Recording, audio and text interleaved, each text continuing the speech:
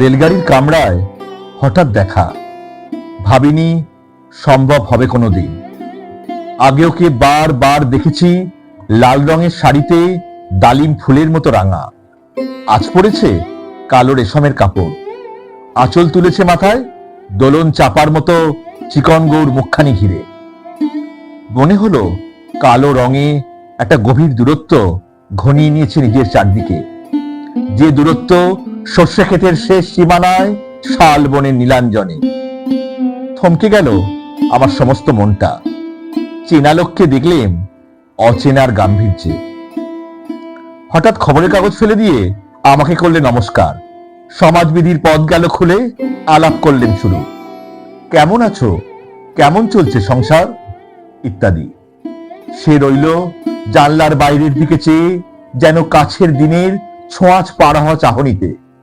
দিলে অত্যন্ত ছোট দুটো একটা জবাব, কোনোটা বা দিলেই না, বুঝিয়ে দিলে হাতের অস্থিরতায় কেন এসব কথা, এর চেয়ে অনেক ভালো চুপ করে থাকা। আমি ছিলেন অন্য বেঞ্চিতে ওর সাথীদের সঙ্গে। এক সময়ে আঙুল নেড়ে জানালে কাছে আসতে, মনে হলো কম সাহস নয়। বসলুম ওর এক বেঞ্চিতে।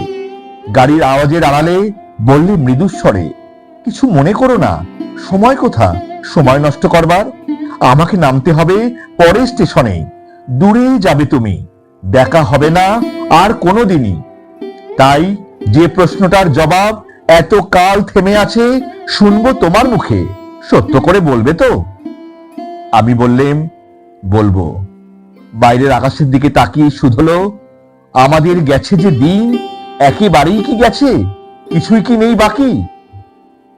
একটু রইলেম চুপ করে, তারপর বললেম, রাতের সব তারাই আছে দিনের আলোর গভীরে। খটকা লাগলো, কি জানি বানিয়ে বললেম নাকি।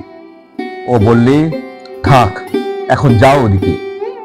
সবাই নেমে গেল পরের স্টেশনে, আমি চললেম একা।